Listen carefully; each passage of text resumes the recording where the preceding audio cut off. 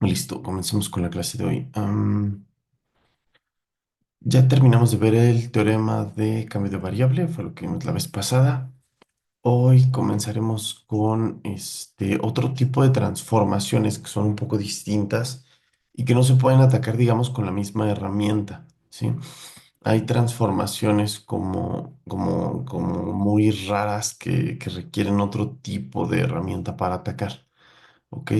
Ese tipo de transformaciones, pues, digo, el teorema que vimos la vez pasada funciona bien, no tiene mayor inconveniente, pero hay cosas que no tienen reversibilidad, o sea, no puedes regresarlo bajo ninguna condición. Ajá. Por ejemplo, pasa esto. ¿Qué pasa si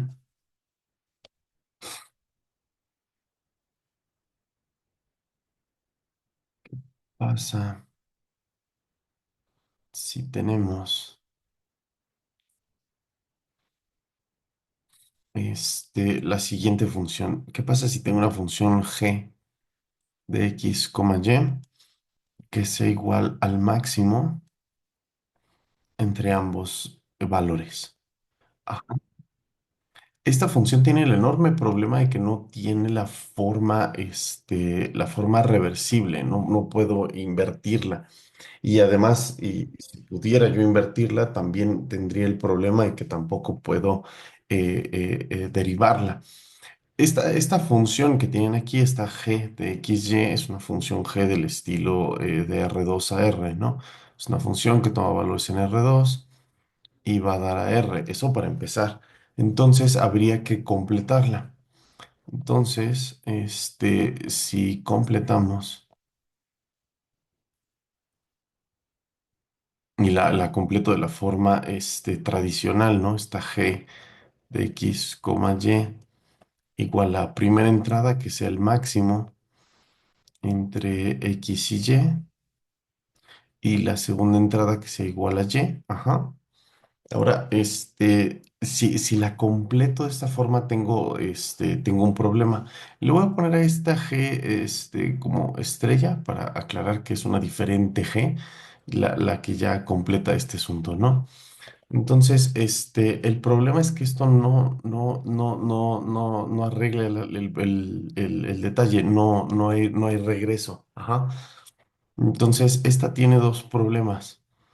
Primer problema es que no tiene inversa.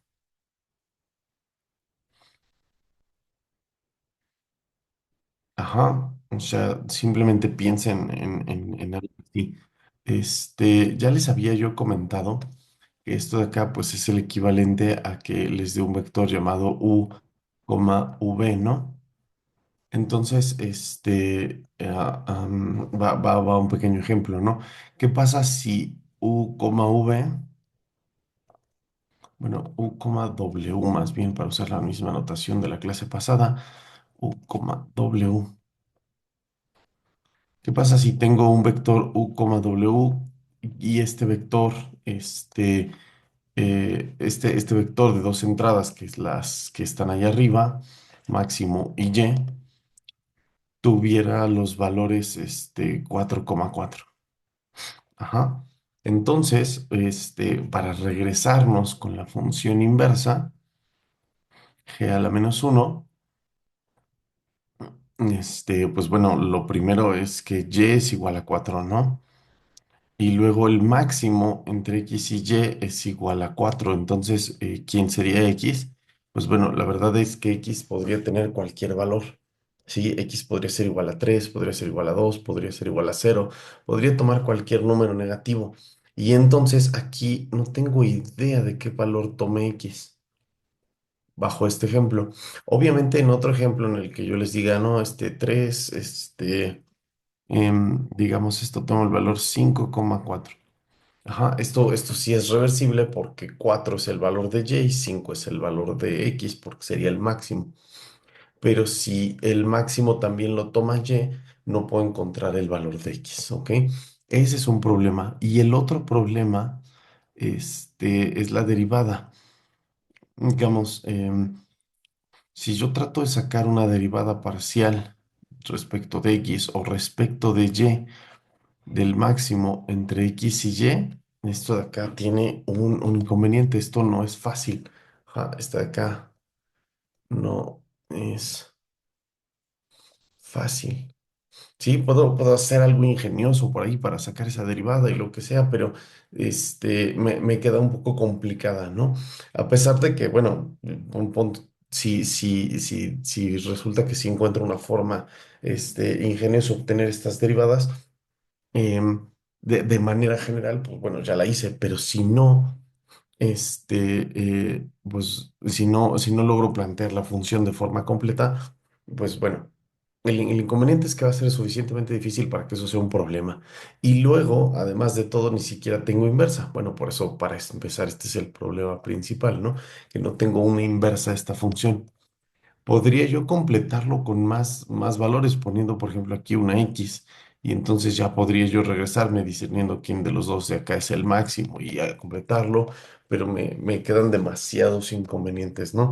Completar la función que vaya de R2 a R3 y luego agregar más variables, pues bueno, son muchos problemas. Y más para un tipo de función que podríamos arreglar más fácil que eso. Ajá. O sea, esta función que fue el máximo, tratar de encontrar cuál es la función de densidad del máximo, me está generando demasiados problemas a la hora de querer invertirla, ¿no? Así de, bueno, complétala y completa el vector y haz demasiadas cosas, sería algo medio raro. Entonces, pues bueno, no hay mucha necesidad mm, de llevar a cabo tanto, ajá, como que podríamos tratar de solucionarlo de otra manera. Entonces, lo que vamos a hacer es que vamos a encontrar la densidad de, digamos, el máximo entre dos variables, la densidad de el máximo entre X y Y, de otra manera.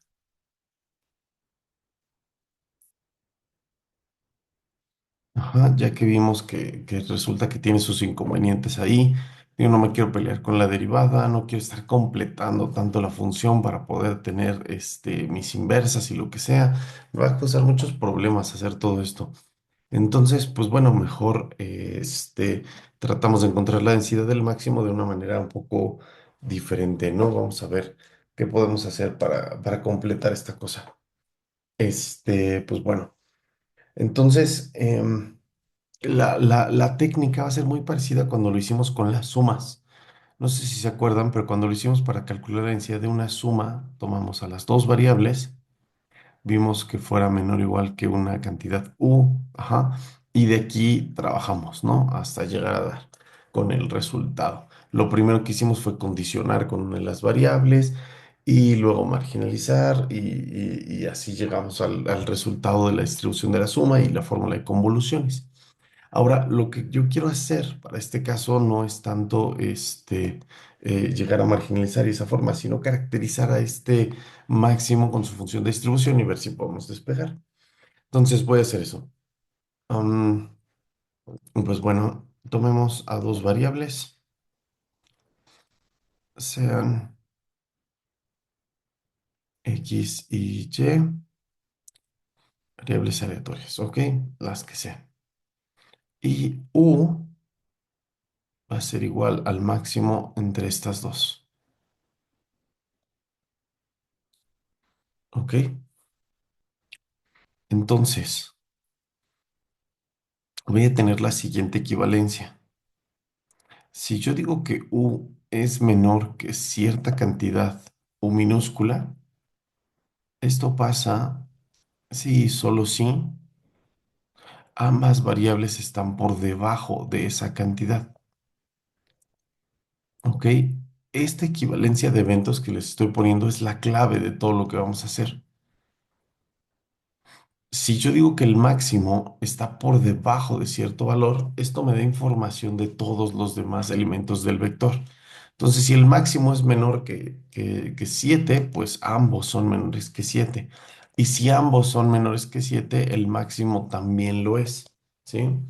Entonces, saber que el máximo está acotado por arriba hace que todos los demás estén acotados por arriba, ¿de acuerdo? Entonces, supongo que no hay mucha dificultad con entender esto, ¿no? Si el máximo es menor que algo, entonces tanto X como Y lo son. Y si ambos son menores, entonces el máximo también lo está, ¿vale? De ahí, nosotros podemos justo sacar probabilidades. La probabilidad de este evento va a ser la probabilidad de este evento de acá, porque son eventos equivalentes. Entonces, y entonces,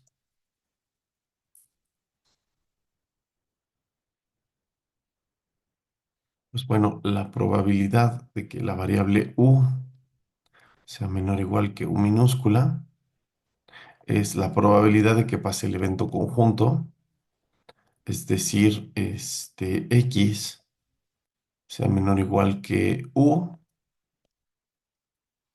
y al mismo tiempo Y sea menor o igual que U. ¿Vale? Siento medio evidente este asunto, ¿no? De que son equivalentes estas dos cosas, pero avísenme si hay alguna duda por ahí y la aclaramos, ¿vale? Si tienen alguna duda de por qué pasa esta equivalencia de eventos. Y bueno, ya de aquí tenemos justo un asunto conjunto. De hecho, ahí lo que acabamos de probar es una fórmula conjunta de tanto X como de Y. Y ya podríamos nosotros justo resolver esto utilizando la función de densidad conjunta, si es que eso es lo que tenemos, ¿no? Y si lo que nosotros tuviéramos sería algunas otras hipótesis respecto al vector, ya saben que sean independientes, idénticamente distribuidas y esas cosas, pues bueno, podemos seguir adelante, ¿no? Pero bueno, mientras, un paso intermedio, esto de aquí va a ser igual a la integral desde menos infinito hasta u, de la integral desde menos infinito hasta u, de la función densidad de x, y, evaluado todo esto en x minúscula, y minúscula e integrado respecto de ambas en el orden que prefieran, ¿no? Esto sería lo mismo. De todas maneras, esa doble integral que tenemos ahí, pues es tal cual la función de distribución del vector valuado en u,1. Esa es la definición de esto de acá. ¿Sí? Entonces, pues bueno, eso es lo que termina siendo, ¿no? La función de distribución valuada un poquito en ambas. Si después de aquí intentamos obtener la función de densidad, es como derivar esto respecto de u, pero tiene un pequeño problema cuando lo tengo en las dos variables y quiero derivar respecto del mismo, digamos, respecto de la misma entrada, ¿no? Eso genera muchísimos problemas y bueno, hay que tratar de evitarnos esa clase de problemas. Entonces, lo que voy a hacer mejor, pues, es agregar algunos supuestos y ver cómo queda esto del máximo de las variables en ese caso, ¿no? Mientras tanto, pues bueno, en el caso general, la función de distribución del máximo es la función de distribución conjunta, ¿vale? Lo voy a dejar acá como una última, fórmula. Función de distribución de la variable u. En ese caso, sencillamente es la distribución conjunta, valuado en u,u. ¿Sí? Como no me quiero meter en muchísimos más problemas, pues bueno, tampoco voy a aclarar qué es lo que ocurre si queremos derivar, ¿vale? Entonces, quedémonos solo con eso. Y en realidad me voy a quedar solo con eso porque no quiero una fórmula tan general. Igual que en los otros casos, la que más me va a interesar va a ser qué pasa si son independientes y qué pasa si son idénticamente distribuidas, ¿no? Entonces, vamos a añadir algo de información.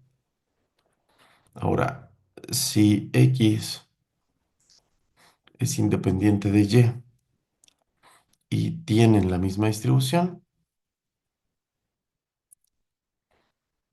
misma distribución,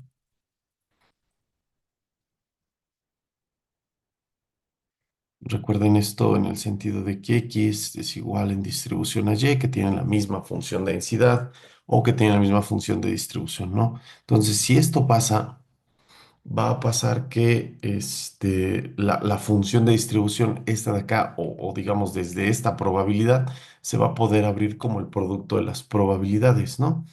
Entonces voy a tener que la probabilidad de que U sea menor o igual que U minúscula va a ser igual al producto, la probabilidad de que X sea menor o igual que U, multiplicado por la probabilidad de que Y sea menor o igual que U.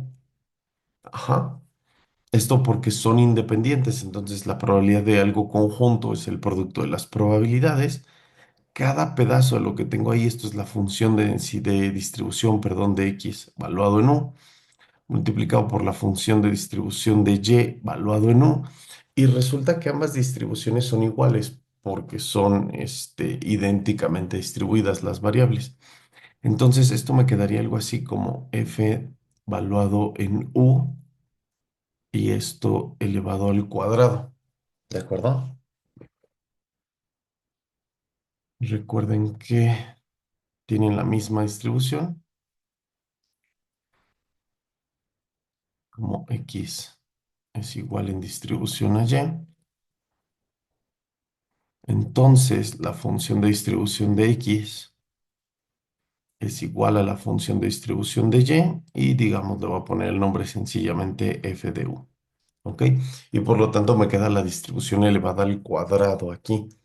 Y bueno, entonces, por lo tanto, lo que voy a tener de aprendizaje acá es que la conjunta es el cuadrado y por lo tanto la función de distribución de la variable que es el máximo entre estas dos es igual a la función de distribución en común y lo que sea esto elevado al cuadrado, ¿no? Y de aquí sí puedo derivar, bueno, también arriba, la verdad, pero se vuelve algo complicado, ¿no? Esto de derivar respecto a la misma variable una vez, pero en ambas entradas, es un poquito raro. Entonces, insisto, solamente nos estamos ahorrando ese pequeño problema que puede tener eso, ¿no? Este, em, en ese caso, pues bueno, lo que voy a hacer simplemente es derivar una vez y derivo esta función utilizando la regla de la cadena.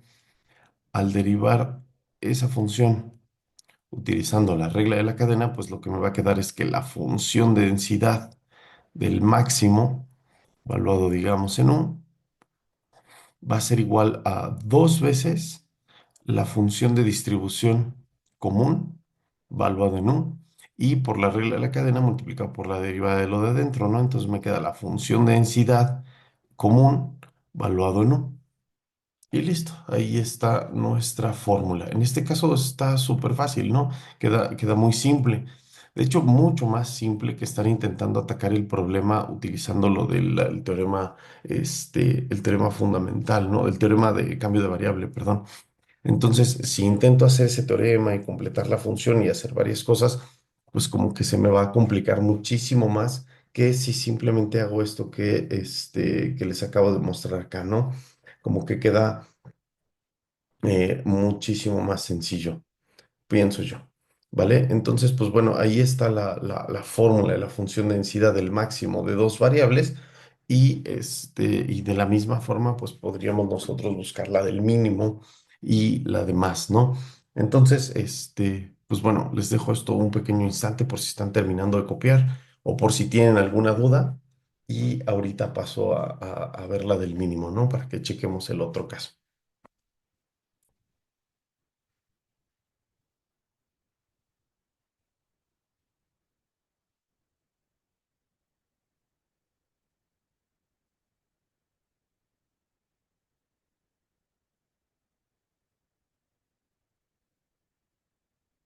Vale, recuerden que si tienen cualquier duda, acá díganme. Por cierto, algunos avisos en lo que dejo la pantalla un rato. Si tienen, eh, eh, bueno, sobre las guías de ejercicios, les voy a dejar ya la guía número 3 para que puedan ir también revisando el tipo de ejercicios que se requieren para la evaluación del tercer parcial. Sé que no hemos podido realizar todavía la segunda por culpa del asunto del paro, pero bueno, que puedan ir teniendo la tercera guía de ejercicios también sería bueno, ¿no?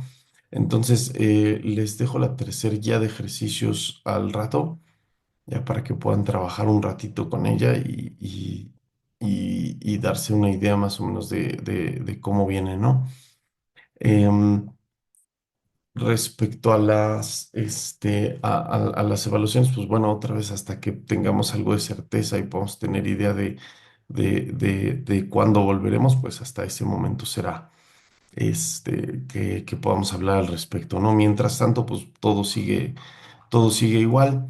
Les dejo la tercera guía. Si llegan a tener dudas, pues bueno, vayan preguntándole a sus ayudantes, van preguntándome a mí para que pues no se atrasen tanto, ¿no? La tercera guía de ejercicios son unos 22 ejercicios, de los cuales hay como creo que dos con asterisco, entonces, pues bueno, algunos ya los han realizado en ayudantías, otros ya los han realizado conmigo y pues bueno, creo que nada más, eso es todo, ¿no? Entonces, pues bueno, esa ya estará arriba en el Classroom en un rato para que puedan empezar a trabajarla. Listo, pues bueno, continuemos. Voy a pasar ahora a ver qué pasa con el caso raro del mínimo de las variables aleatorias, ¿no? Mm, digamos, trabajar así, esto también funciona con el mínimo. También podemos tener la función de densidad de U si U es igual al mínimo de las variables. Aquí en este caso, pues bueno, la verdad es que la respuesta es sencilla, ¿no? Vamos a trabajar algo muy similar, vamos a tratar de darle un sentido casi igualito a esto. Y otra vez, la función g tiene los mismos problemas, no es invertible y tampoco está tan fácil de derivar, ¿no? Entonces, lo que nosotros vamos a hacer con esta de acá, va a ser el mismo análisis que acabamos de hacer acá. Y lo voy a hacer todo de un golpe porque la verdad es que preferiría quedarme directamente con esta función que obtuvimos en el segundo caso. Digo, esta fórmula que obtuvimos en el segundo caso. Ya me gustaría ir directamente a qué pasa con la fórmula del máximo en lugar de estar recorriendo los otros casos en los que no son independientes y no son idénticamente distribuidos. No, digo, hace rato dimos una bonita fórmula que fue esa que dejé resaltada ahí en amarillo, pero quisiera pasar directamente ya a este análisis final que hicimos acá para el máximo, ¿no? Entonces, pues bueno, sean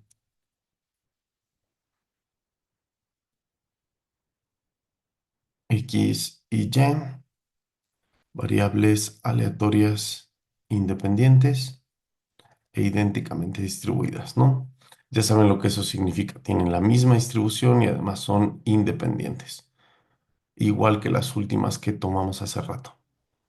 ¿Vale? Entonces, pues bueno, tengo mis dos variables aleatorias independientes e idénticamente distribuidas con función de distribución en común, f de x, bueno, lo voy a poner así, f de x igual a f de y evaluado en x para que sea en el mismo punto y que ambas su distribución en común se llame f, ¿no? F a secas. Y pues bueno, la función de densidad lo mismo, que también se llame f minúscula a secas. Y esto solo es f de x, así, ¿vale? Entonces, pues bueno, ahora con el mínimo tengo este detalle. Si yo quisiera calcular la probabilidad de que el mínimo se encuentre por debajo de un valor, no puedo vincular una cota superior del mínimo a las dos variables x y y. Ajá. Piensen en esta analogía. ¿Qué pasa si yo llegara un día aquí a la clase? Imaginen que solo hay dos alumnos en el curso inscritos y les digo, bueno, ya tengo sus exámenes. Acá están los exámenes de ustedes dos y voy a repartirlos. Y ahora le digo a ambos, miren, el máximo entre ustedes dos sacó menos de 8. Esta información de decirles que el máximo entre ambos fue menos de 8 les da información a ambos. Ajá. Porque entonces eso significa que cualquiera de ellos, el que sea, es menor que 8. ¿Sí? Decirles, oye, el máximo es menos que 8. Entonces yo ya sé, si soy uno de los alumnos, que mi examen es menor que 8. En el caso de que yo sea el máximo, pues bueno, fue menor o igual a 8. Y en el otro caso, pues también, ¿sí? Esa información de la cota superior con el máximo me da información directa sobre cómo me fue en el examen a cada uno, ¿no? Ahora, si les digo que el mínimo entre ellos dos sacó menos de 9, esto no nos da información a ninguno de los dos estudiantes que está acá, ¿sí? Porque a pesar de que el mínimo sea menor que 9, cualquiera de los dos puede tener cualquier calificación todavía. Digamos, este de aquí podría tener 10 y este de aquí podría tener 8 y se cumple esa condición. O incluso los dos podrían haber sacado 2 de calificación y se sigue cumpliendo esta condición. No hay nada que limite la calificación de alguno de los dos individuos al conocer que el mínimo es menor que 9. Inclusive si yo les digo, oye, el mínimo fue menor que 1, igualmente este aquí podría haber sacado 10 y este aquí puede haber sacado 0, ¿no? O al revés, este aquí puede haber sacado 0 y este acá puede haber sacado un 8. No hay ninguna limitación para alguno en general con ese mínimo, ¿no? O sea, esa información de que el mínimo está acotado por arriba no da información general del grupo, porque el acotar por arriba al máximo es porque tú tenías dos valores, digamos X y Y, y estos de por sí son menores que el máximo entre ambos dos, así. Ajá, los dos son menores que eso y por lo tanto si acoto a esto con alguna cantidad, digamos U, entonces los dos están acotados. Lo que tengo que hacer es decir, bueno, es que estos están acotados pero por abajo por el mínimo. Entonces, ambos son menores que el mínimo. Y si te doy una cota inferior para el mínimo, entonces sí te doy información sobre ambos exámenes. ¿Sí? Por ejemplo, si llego con estos dos estudiantes y les digo, oigan, el mínimo entre ustedes dos obtuvo una calificación mayor a 6. Entonces, los dos estudiantes ya saben que obtuvieron una calificación mayor a 6 ambos porque el hecho de que el mínimo supere cierto valor, esa es información que afecta a ambas personas, ¿sí? Entonces, una cota inferior sí los ayudaría mucho más de lo que les ayuda una cota inferior para obtener información sobre sus respectivos exámenes. ¿Vale? Entonces, en el mínimo no me sirve tanto una cota superior.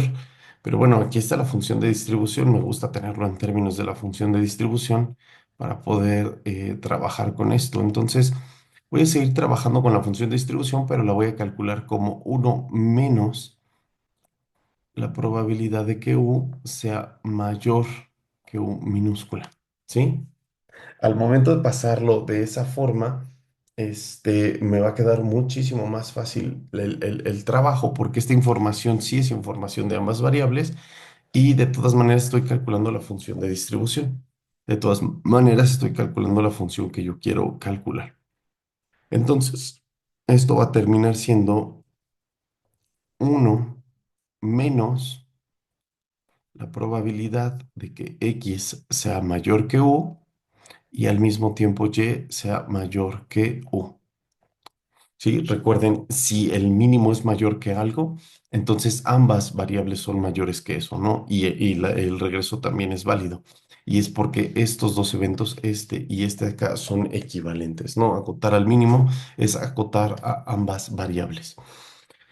Ahora utilizo la independencia. Vamos a tener aquí que esto es igual a uno menos la probabilidad de que X sea mayor que U multiplicado por la probabilidad de que Y sea mayor que U. Ok, esto ya que son independientes,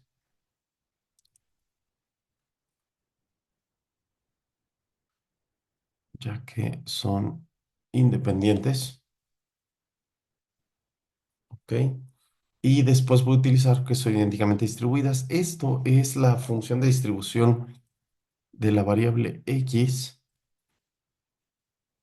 pero escrita al revés, ¿no? Esta es la función de distribución de X en 1 menos, y esta de acá es la función de distribución de la variable Y también en su evento complementario, algo así, ¿no? Entonces, puedo escribir la probabilidad de que X sea mayor que U como uno menos la probabilidad de que X sea menor que U y regreso a la forma de la función de densidad de cada uno de ellos y como son de distribución de cada uno de ellos y como son idénticamente distribuidos, tienen la misma distribución, pues esto va a ser uno menos la función de distribución en común, valuada en u, y todo esto elevado al cuadrado. Ok, esto ya que son iguales en distribución, ¿no? Tienen la misma distribución y por lo tanto, pues estos dos factores, este y este, son el mismo y por eso me queda elevado al cuadrado. Y listo, de hecho ya terminé con el análisis, eso es todo. Lo único que necesito ahora es derivar si quiero obtener la función de densidad, porque la función de distribución de la variable ya la obtuve. Esta es uno menos la función de distribución en común elevada al cuadrado. Y entonces de eso de acá podemos obtener la función de densidad o función de densidad de la variable u valuada en u, pues simplemente es la derivada de esto respecto de uno. Y la derivada está sencilla porque noten que, bueno, al derivar este uno, pues me va a quedar un cero. Me va a quedar un cero, ¿no? Paso el 2 abajo. Entonces, todo esto me queda 2 multiplicado por este bicho, que va a ser uno menos f de u, dos veces uno menos f mayúscula de u.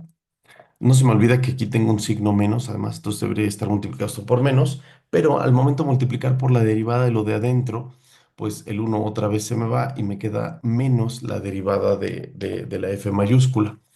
Entonces, ese signo de la f mayúscula de adentro, su derivada va a cancelar al de afuera y ya todo me va a quedar de forma positiva, ¿no? Entonces, aquí simplemente multiplico por la función de densidad de U, ¿no? La que ambas tienen en común.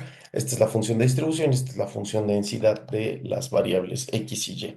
Recuerden que son exactamente las mismas. Y bueno, ya con eso tenemos lo que nosotros estábamos buscando. Déjenme, le pongo la misma cobertura a esto.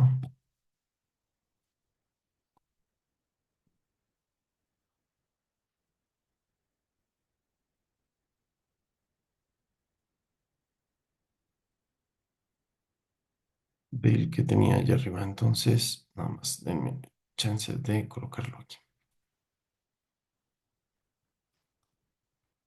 Ok, y listo, ya quedó. Eso era todo lo que teníamos que hacer nosotros.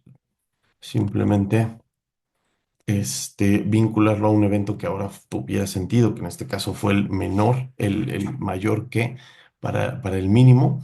Eso acota a todas las demás. Y pues bueno, ya con eso nada más era cuestión de escribir el resto, ¿no? Y después derivarlo, utilizar independencia, utilizar que son idénticamente distribuidas. Se dan cuenta, es lo mismo que acá. Acá utilizamos que son independientes y eso pues partió esto a la mitad y luego que fueron idénticamente distribuidas, eso hizo esta fórmula, derivamos y obtenemos esta de acá. Acá es lo mismo, solo hay unos cuantos pasos de más por culpa de que hay que hacer esto al revés, ¿no? Que hay que acotar al mínimo por abajo y no por arriba. Pero bueno, como sea, ahí está la función de densidad.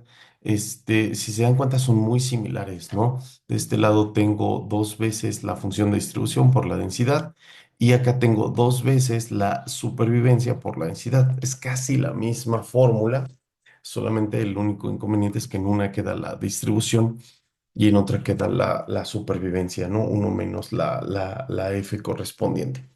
Pero bueno, las fórmulas ahí están y quedan muy sencillas, ¿vale? Entonces, pues bueno, vamos a ver ahora los casos generales. ¿Qué pasa si yo tuviera no solo dos variables, si yo tuviera n variables? En ese caso, pues bueno, se puede llegar a formas de estas mismas expresiones y tienen esencialmente la misma forma, se ven idénticas, solo que es generalizado, ¿no? Para el caso de n variables aleatorias. Entonces, sí, sí se puede llegar a eso y es lo que sigue para nosotros. Entonces, ¿qué pasa si tenemos n variables? ¿Qué pasa si tenemos n variables aleatorias? ¿Ok? Y entonces yo lo que estoy buscando, por ejemplo, sería el máximo entre x1, x2, x3, x4, así hasta xn, o estoy buscando, por ejemplo, el mínimo entre esas x1, x2, x3 hasta xn. Ajá. Ahora lo que estoy buscando es algo un poquito más general, ya no tengo solo dos variables, sino que tengo 3, 4, 5, 20 variables, ¿no? ¿Quién sabe cuáles?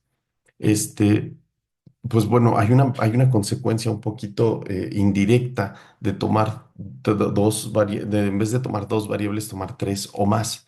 Y es que existen más órdenes. Ajá. Digamos, acá el inconveniente con esto es que además de que las fórmulas sí las voy a poder encontrar y sí se parecen mucho a esta y a la de arriba, también va a pasar algo extra. Am, Tendremos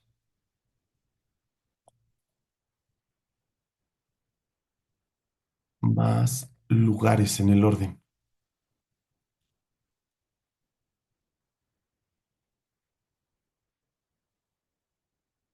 Ok, o sea, no solamente existiría la máxima y la mínima.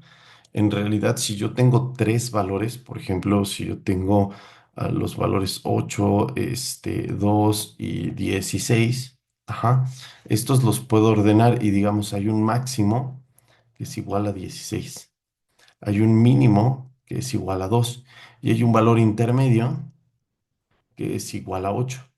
Entonces tengo tres lugares en total que asignar. ¿Sí? Una vez que los ordene, hay más lugares. No solamente podría interesarme por la distribución del máximo, sino la del mínimo y también la del valor intermedio. Y si fueran cuatro valores, habría dos valores intermedios y podría ver cuál es mayor que cuál.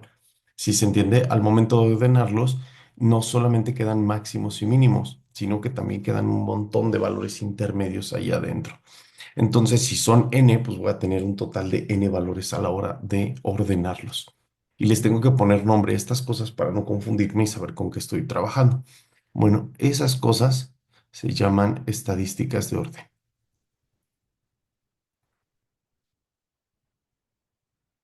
Estadísticas de orden. Más adelante, ya que veamos un poquito más de esto y la siguiente sección, les platicaré por qué tienen este nombre, ¿no? Mientras tanto, pues para nosotros, lo que haremos para empezar será solamente darles nombre, ver qué es lo que significan y nada más, ¿no? No voy a meterme mucho en el trabajo de por qué se llaman así, pero llegaremos a verlo en el siguiente capítulo, ¿no? En la siguiente sección. Ni siquiera tendremos que cambiar de capítulo para ello. Ok, entonces, estadísticas de orden. Son bichos raros, raros de entender, ¿ok? Porque es ordenar variables aleatorias, pero la verdad es que las variables no las puedes ordenar, ¿ok? Entonces la idea es esta, de ordenar variables aleatorias.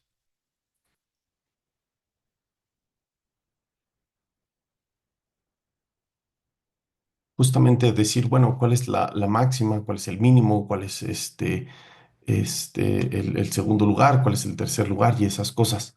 Ajá. Pero esta idea que tenemos aquí, no se puede hacer. Esto tal cual no se puede hacer.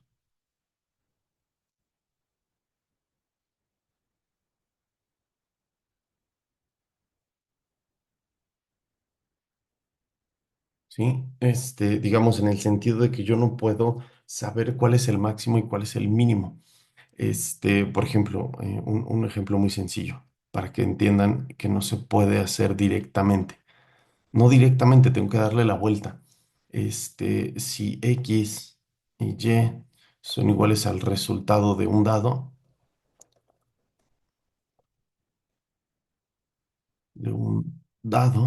ajá, obviamente independientes y bla, bla, bla. No tengo dos dados, uno que se llama X y otro que se llama Y, y los voy a lanzar uno por uno.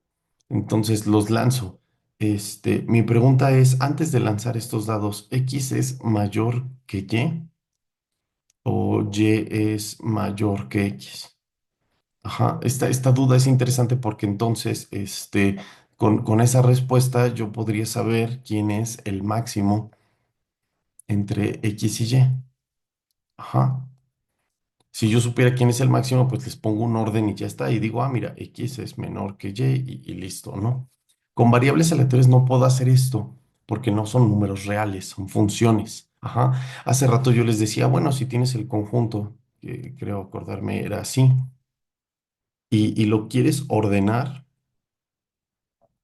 entonces pues el conjunto te va a quedar 2, 8 y 16, ¿no? En orden ascendente. Eso está fácil, pero con las variables aleatorias no se puede hacer esto, ¿sí? Esto de ordenar a los números es inconveniente cuando son variables. Entonces voy a poner ese ejemplo aquí escrito. 8, 2, 16. Incluso pondremos otro por ahí, un -1. Ajá. Si de aquí le pongo un orden a esta cosa, lo que va a seguir de aquí va a ser el -1, el 2, el 8 y el 16. Y listo. Esto ya está ordenado. Esto aquí funciona. ¿De acuerdo? Pero si estoy trabajando yo esto no con números, sino con variables aleatorias, si lo que tengo es, digamos, a X, a Y y a Z, ¿ok? Ahora al momento de obtener un orden, ¿qué es lo que voy a estar obteniendo? ¿No? Ese es el problema, no los puedo ordenar.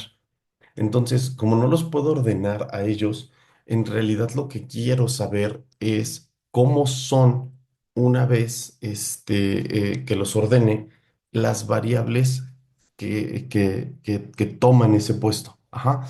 O sea, yo sé que estas de acá son variables aleatorias y pues no puedo ordenarlas, ya lo dije como 4 veces, pero si ocurren, ajá, una vez que lanzamos los dados. Lanzamos los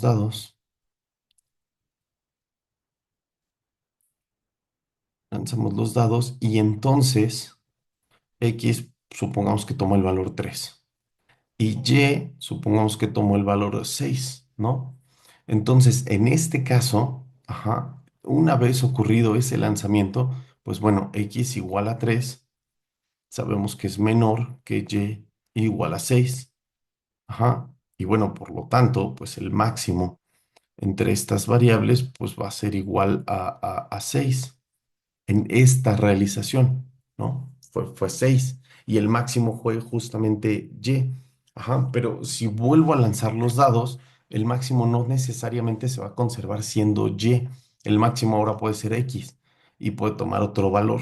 Ajá, entonces puede ser Y, puede ser X, alguno de los dos va a ser el máximo, pero no siempre es el mismo. Esa es la diferencia con los números. Acá en este conjunto, el número 16 siempre va a ser el máximo. Hagamos lo que hagamos de ese conjunto, siempre va a ser el 16 su valor máximo. Y lo mismo de ese conjunto, el menor siempre va a ser -1. No hay forma de que eso cambie, pero con las variables aleatorias sí. Con las variables aleatorias a veces el máximo va a ser X, a veces va a ser Y y a veces va a ser Z.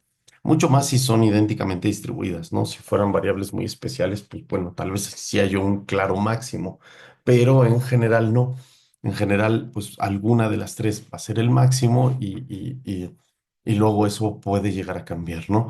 Entonces, ¿cómo hacemos esto? Lo que pasa es que cuando tengo variables aleatorias, no las quiero ordenar, sino saber cómo van a ser una vez que las ordene después de realizarse. Ajá. Entonces, para un conjunto de variables aleatorias, cuando tenemos varias variables, x1, x2, x3 hasta xn, todas estas variables aleatorias, y queremos ordenarlas.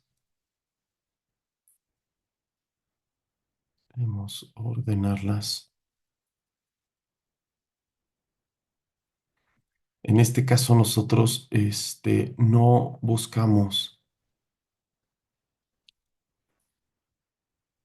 el conjunto ordenado,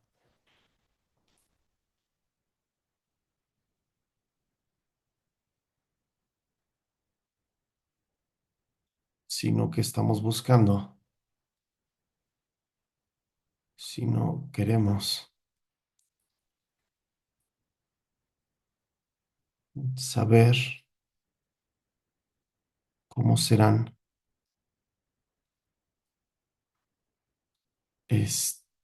después de realizarse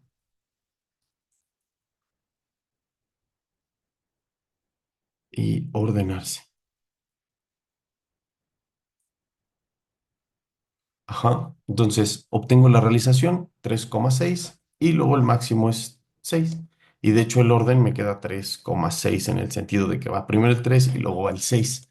Entonces, yo lo que quiero es, después de que obtenga la realización y después de ordenarlos, ¿cómo va a ser ese nuevo vector? Ajá. ¿Cómo va a quedar la cosa cuando nosotros, después de realizarlas, obtengamos esos valores? ¿Sí? Entonces, bueno, para terminar la clase de hoy y dejarlo nada más con una analogía, piensen en esto. El vector en cuestión que yo tengo aquí, este x que tiene las variables x1, x2, x3, hasta xn, si no tengo la realización de este vector, lo que tengo es como digamos una especie de montón de cajas idénticas. Ajá. Digamos, tengo la caja de X1, la caja de X2 y así sucesivamente hasta la caja de XN. 2, 3, N. Todas estas son cajas.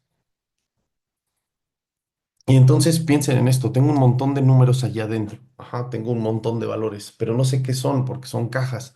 Todas estas son cajas y además están cerradas. Ajá. Entonces, una vez que nosotros realicemos el asunto, nosotros tenemos que abrir todas las cajas y ordenarlas. Ajá. Una vez que las ordenemos, pues necesito poner los valores en orden en unas nuevas cajas. Entonces, abrimos y ordenamos. Pero antes de hacer eso, antes de abrir y ordenar, quisiera tener por acá otras cajas que pudieran ir conteniendo a los resultados. Entonces voy a ir a buscarme cajas donde puedan entrar muy bien estos resultados. Entonces, pues piensen lo siguiente, si yo tengo 20 dados, ajá, si estos de acá son dados, cada caja de estas de acá puede contener números del 1 al 6, ¿no? 1, 2, 3, 4, 5, 6. Muy bien. Pero si todas son iguales, pues va a haber algunas que les queden chicas. Si cada dado puede contener los números del 1 al 6 y de repente sale un uno, pues ese uno va a estar flotando en una caja muy grande, ¿no? En el sentido de que es el número más pequeño que puedo obtener. Y si sale un 6 por ahí, pues bueno, la caja le va a quedar justa. ¿De acuerdo? Ahora, yo les pregunto esto. Si tengo, digamos, 100 dados y estos son mis 100 cajas, y yo voy a poner en una caja aquí al mínimo de esos lanzamientos, pues puedo buscar saber más o menos cómo será.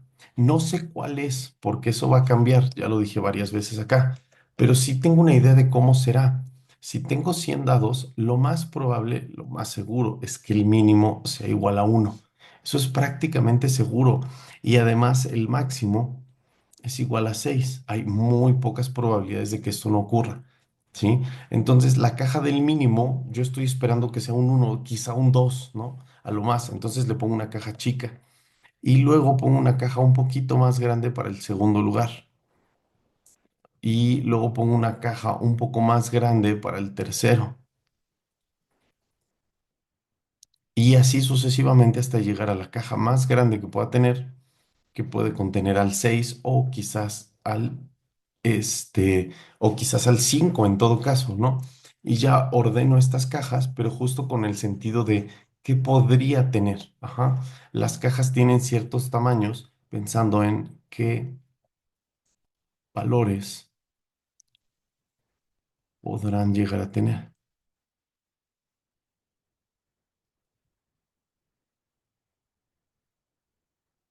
¿sí? Una vez que sepamos qué valores van a llegar a tener, pues ya los metemos en sus respectivas cajas y estas cajas son las distribuciones de las variables, que es lo que yo estoy buscando. No tanto saber qué valores son, sino cómo serán en el sentido de qué distribución tienen. Ajá. Entonces, esta pregunta de acá de cómo serán después de realizarse y ordenarse, lo que me interesa acá son las distribuciones.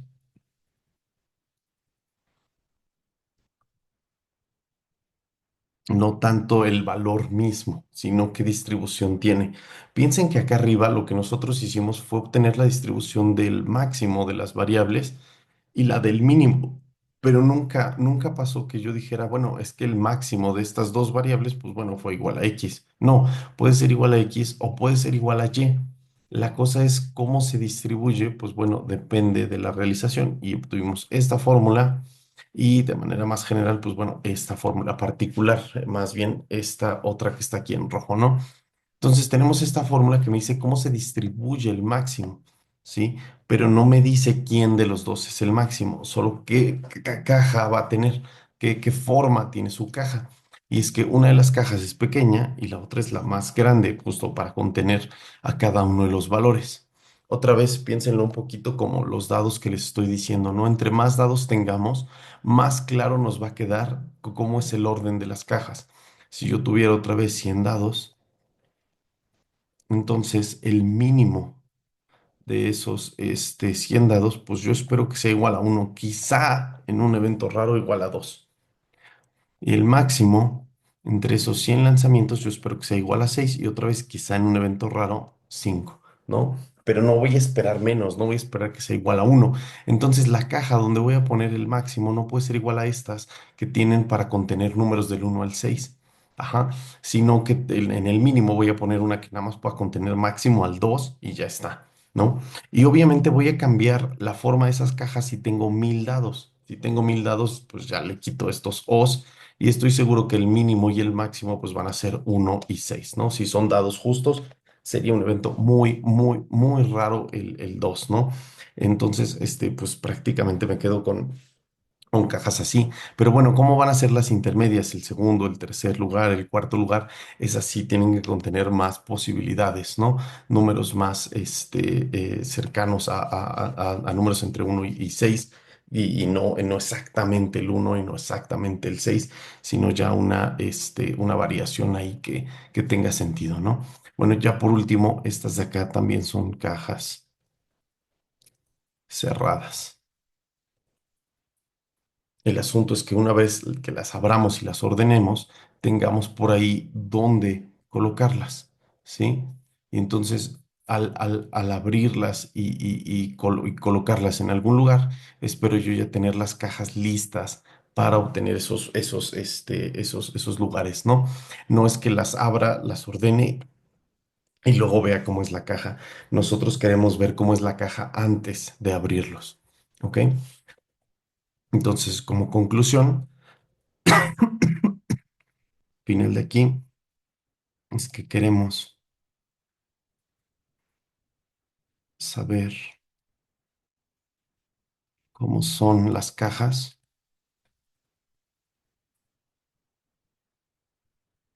las cajas con orden, ordenadas antes de abrir